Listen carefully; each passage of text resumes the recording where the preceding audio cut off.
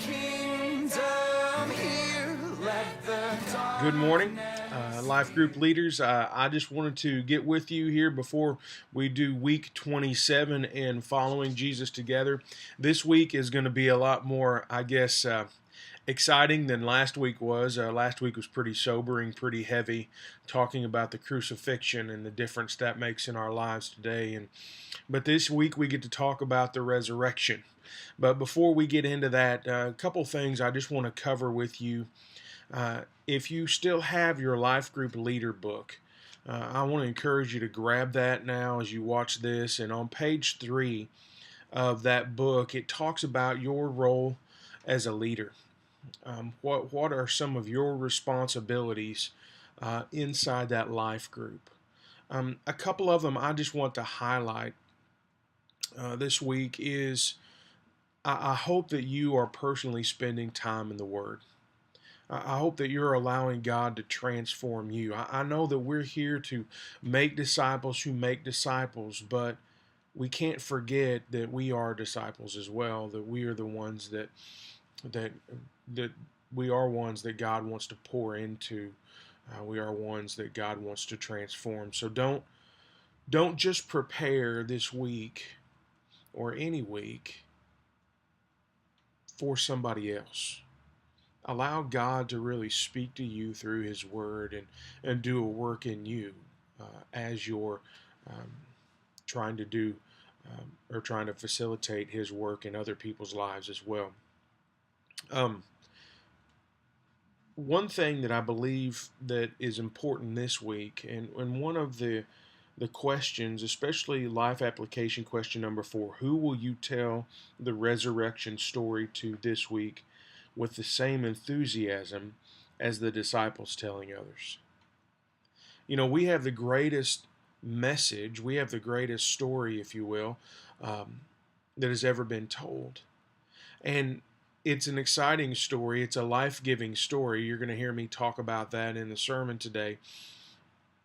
And so I would encourage you to be thinking about who are you personally going to tell the story of the resurrection to? Who are you going to share your faith with this week?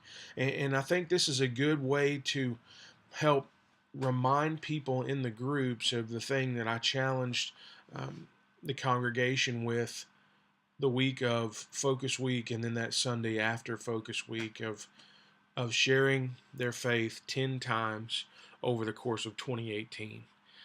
I believe that this is absolutely essential for us as a church, that we reach out to others, that we share the gospel with other people. Um, that's what we've been commanded to do. It's not optional for us, and so I want you to encourage the people in your group to do that. But I want you to take the lead in doing that, and I want you to come back and share with them. This is how I shared the gospel with somebody this week, because every time we hear somebody else sharing the gospel, even if you don't get the full response that you want of somebody repenting and believing in Jesus, it's encouraging to other people to hear that you were obedient and that you did it, and you know they didn't turn on you and consume you like a lion. Like we have all these irrational fears about what's going to happen to us whenever we share our faith. I believe a lot of people will be very thankful that you shared your faith with them, that you cared enough to share the most important message in the universe with them. So I want to encourage you to share your faith. I want to encourage you to invite the lost to your groups. It's going to introduce an element um, into your group that's different, because probably most of your groups have churched people in them, or people that have at least come into the church. Invite lost friends to these groups, and allow God to work in their heart through the scriptures, through those discussions as you facilitate those. Allow Him to work in their hearts and bring about fruit. Um, Another thing I want to encourage you on this, in your role as a leader, is for the facilitator and the co-facilitator to meet, or at least talk weekly by phone, about how the group's doing. Is there any concerns that you have about the group? Is there anybody in particular that you need to give more attention to?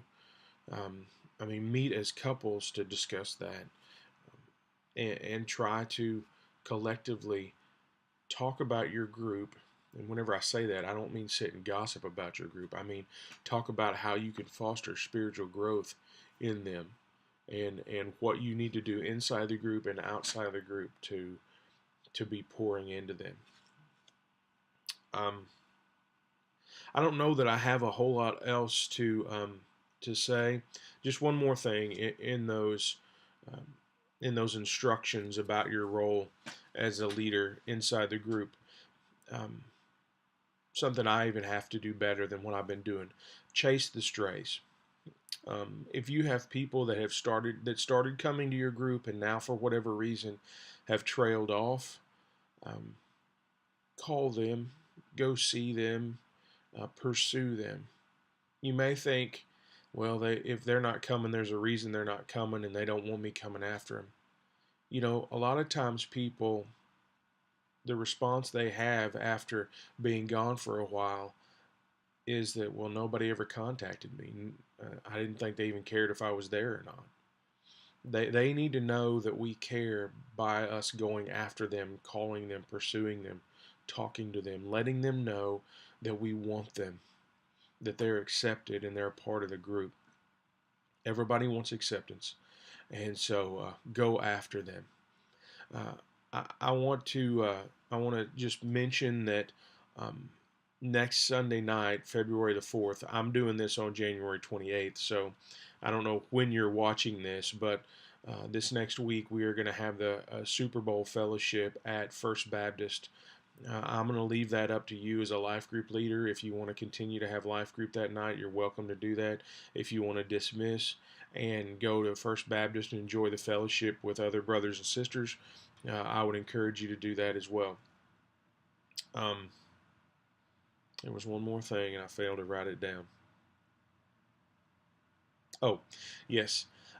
In the process of looking at branching, if you're ready to do that, get with me. I know I've had at least 3 groups talk to me about doing that, and hopefully we can sit down soon and talk through that process of what that's going to look like in your group. We're going to celebrate that when that happens as a church, because it means that God is bringing fruit from our effort, and I believe that we're going to see even harvest from this effort as well as we move along. So talk to your group about branching. Let them know that it's what we're trying to accomplish, so that more people can be brought in and more people can be included, more people can be discipled, and the kingdom can be expanded. So have a great life group this week, looking at the resurrection. It's what we have staked our lives on. And so enjoy being with one another, but enjoy the scriptures and the truth of the gospel. Talk to you later. One more thing I remembered that I wanted to tell you. If you have anything that you would like for me to go over in these videos, please shoot me an email or shoot me a text and let me know, because I want these to be more than just you sitting there listening to me ramble. I want them to be useful and beneficial to you. And so if there's something you need me to cover, give me a holler and I'll make sure I cover it in the next session. Thanks.